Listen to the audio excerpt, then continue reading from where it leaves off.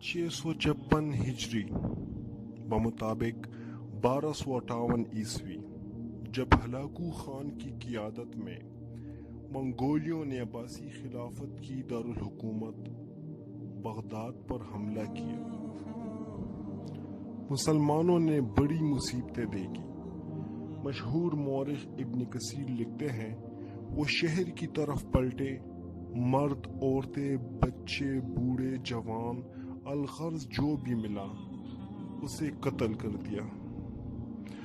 بہت سے لوگ غیر آباد کنووں، جنگلوں اور ویرانوں میں چھپ گئے اور ایک عرصے تک غائب رہے۔ کئی لوگ دکانوں میں جمع ہوئے اور وہاں چھپ گئے اور اپنے آپ دروازوں کو بند کر دیا۔ تاتاریوں نے دروازوں کو آگ لگا کر توڑ دیا اور پشتوں کے پشتے لگا دیے۔ جو بچ گئے وہ پہاڑوں اور چوٹیوں کی طرف بھاگ نکلے۔ ان وحشیوں نے جو خون ریزی کی، یہ خون گلیوں میں بارش کے پانی کی طرح بہتا تھا۔ کسی کی جان بخشی نہ ہوئی سوائے یہودیوں، نصرانیوں اور ان لوگوں کے جنہوں نے ان کی پناہ لی۔ امت مسلمہ اپنے گناہوں اور نافرمانیوں کی وجہ سے بہت زیادہ کمزور ہو گئی تھی اور ان کی طاقت مسلسل جا رہی تھی۔ ان مشکل حالات میں جبکہ امت مسلمہ بن حسین مجنون پھر چکی تھی، ترکوں کے مشہور قبیلے کئی کے سردار ارطغرل غازی کے ہاں ایک بچے نے آنکھ کھولی۔ والدین نے ان کا نام عثمان رکھا۔ عثمان اسی سال پیدا ہوا جس سال بغداد میں عباسی خلافت کا خاتمہ ہوا۔ اسی عثمان کی طرف عثمانی سلطنت منسوب کی جاتی ہے۔ عثمان کا اپنے وقت کے مشہور بزرگ شیخ ادیبالی سے قلبی تعلق تھا۔ عثمان اکثر شیخ ادیبالی کے ہاں جایا کرتا تھا۔ ایک بار جب عثمان شیخ ادیبالی کی درگاہ پر سوئے تھے تو انہوں نے ایک خواب دیکھا کہ ایک چاند شیخ ادیبالی کے سینے سے نمودار ہوا اور عثمان کے سینے میں اتر گیا، اور ایک درخت اس کے پہلو سے نمودار ہوا جو بڑھتا چلا گیا یہاں تک کہ اس کی شاخ بہروبر پر جا گئی۔ درخت کی جڑ سے نکل کر دنیا کے 4 بڑے دریا بہہ رہے تھے اور 4 بڑے بڑے پہاڑ اس کی شاخوں کو سنبھالے ہوئے تھے۔ اس کے بعد نہایت تیز ہوا چلی اور اس درخت کے پتوں کا رخ ایک عظیم الشان شہر کی طرف ہو گیا۔ یہ شہر ایسی جگہ واقع تھا جہاں 2 سمندر اور 2 بر اعظم ملتے تھے اور ایک انگوٹھے کی طرح دکھائی دیتا تھا۔ عثمان اس انگوٹھی کو پہننا چاہتے تھے کہ اچانک ان کی آنکھ کھل گئی۔ عثمان نے جب یہ خواب شیخ ادیبالی سے بیان کیا تو شیخ ادیبالی نے عثمان کو مبارکباد دی اور فرمایا کہ اللہ تعالیٰ نے تمہیں اور تمہاری اولاد کو اسلام کی خدمت کے لیے چن لیا ہے اور میری بیٹی کی شادی تم سے ہوگی۔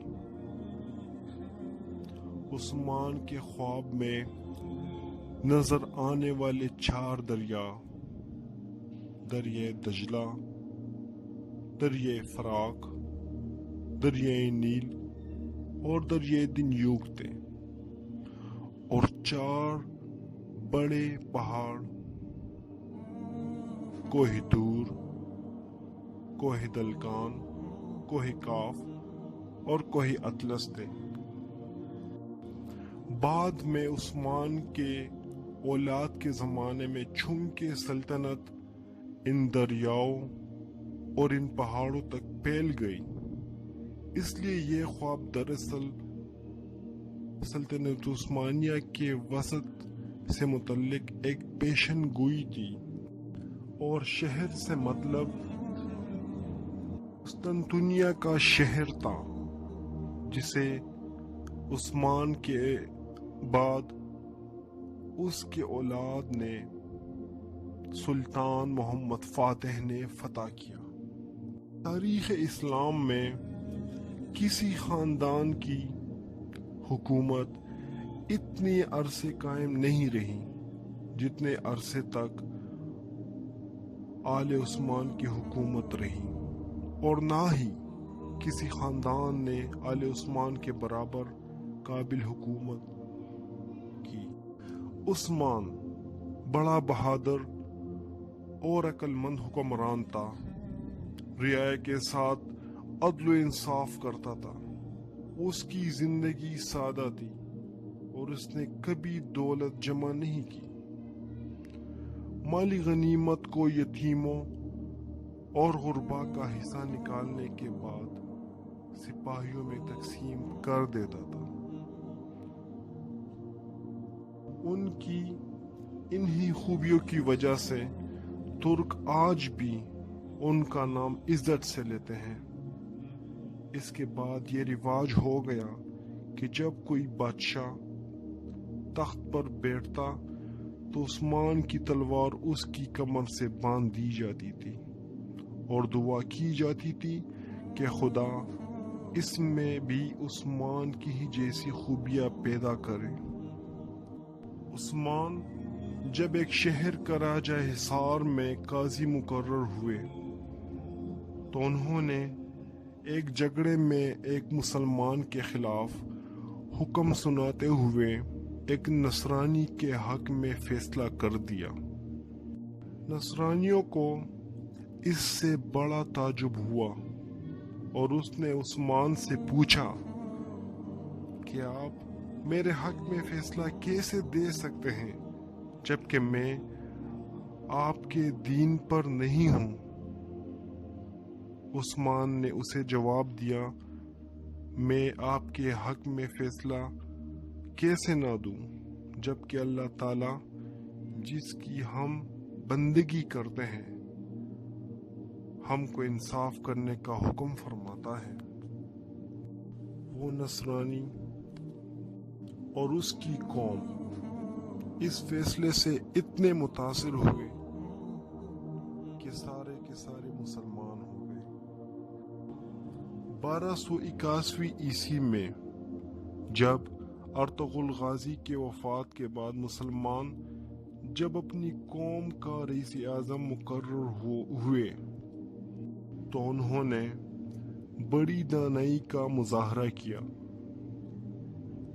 اور سلطان علاء الدین کی نصرانی کے خلاف مدد کی۔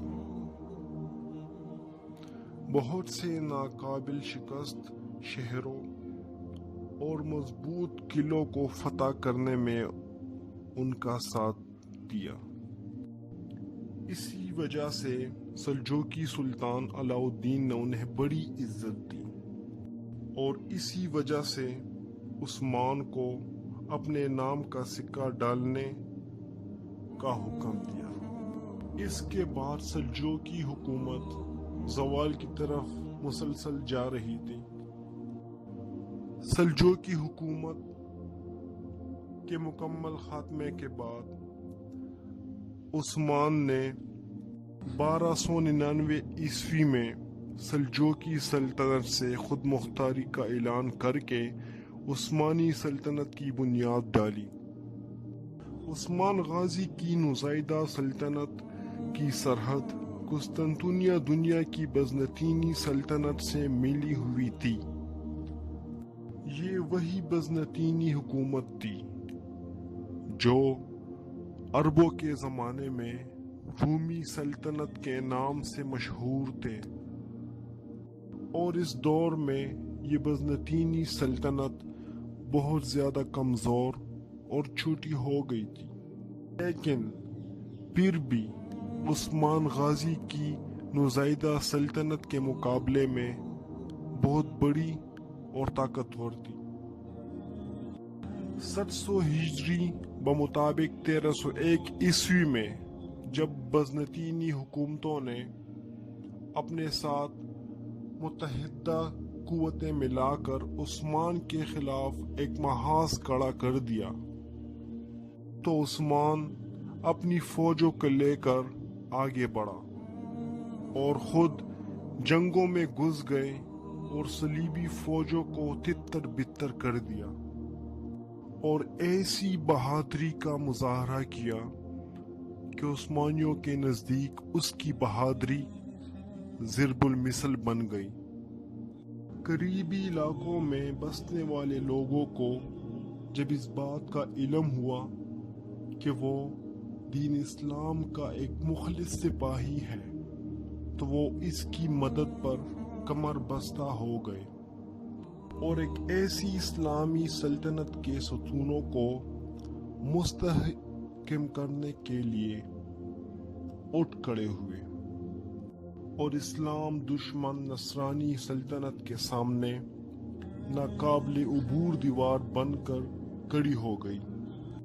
707 ہجری بمطابق 1308 عیسوی میں عثمان نے یکے بعد دیگرے کئی قلعے فتح کر لیے۔ انہی فتوحات نے روسا شہر کی فتح کو آسان بنا دیا، حالانکہ یہ شہر مشکل ترین معرکہ تھا۔ کئی سال تک عثمان اور اس کے امیر شہر اکرانوس کے درمیان سخت معرکے ہوئے، لیکن بالآخر نصرانی سپہ سالار کو سر جھکانا پڑا اور شہر عثمان کے حوالے کرنا پڑا۔ اکرینوس عثمان کے جذبہ ایمانی سے اتنا متاثر ہوا کہ اس نے اسلام قبول کر لیا۔ سلطان نے اسے بے کا لفظ دیا اور وہ بعد میں دولت عثمانیہ کے معروف سپہ سالاروں میں شمار ہوا۔ صلیبی سلطنت کے کئی سپہ سالار عثمان کی شخصیت سے بہت زیادہ متاثر ہوئے، حتیٰ کہ عثمانیوں کے صف نو مسلم سپہ سالاروں سے بڑھ گئی۔ عثمان جب بستر مرگ پر تھے تو اس نے اپنے بیٹے اورحان کو وصیت کرتے ہوئے کہا تھا، جہاد فی سبیل اللہ کے تسلسل کو قائم رکھتے ہوئے دین اسلام کو ہمیشہ سر بلند رکھنا، مکمل ترین جہاد کے ذریعے اسلام کے مقدس جھنڈے کو تامے رکھنا، ہمیشہ اسلام کے خادم رہنا۔ میری نسل سے جو شخص بھی حق اور عدل سے روگردانی کرے گا، روز محشر رسول اللہ صلی اللہ علیہ وآلہ وسلم کی شفاعت سے محروم رہے گا۔ یہ وصیت ایک ضابطہ تھی جس پر بعد میں عثمانی عمل پیرا رہے اور اسلامی تہذیب و تمدن کو ان دور دراز علاقوں تک پہنچایا جہاں تک اسلامی جھنڈا پہنچا۔ یہ عظیم فرزند اسلام 1326 عیسوی کو اس جہان فانی سے رخصت ہوا تو دولت عثمانی کا رقبہ 16,000 مربع کلومیٹر تھا۔ وہ اپنی نزائیدہ مملکت کے لیے بحر مرمرہ تک راستہ بنانے میں کامیاب ہوا۔ عثمان کو بورسا میں دفن کیا گیا۔ 1855 عیسوی میں آنے والے ایک زلزلے کی وجہ سے عثمان اول کا مزار مکمل طور پر زمین بوس ہو گیا، لیکن 1868 میں سلطان عبدالعزیز نے یہ مزار دوبارہ تعمیر کیا جو آج بھی موجود ہے۔ اب ہم اجازت چاہتے ہیں، جانے سے پہلے چینل کو لازمی سبسکرائب کر لیں تاکہ ہماری آنے والی ویڈیوز آپ کو نوٹیفائی ہوں۔ شکریہ۔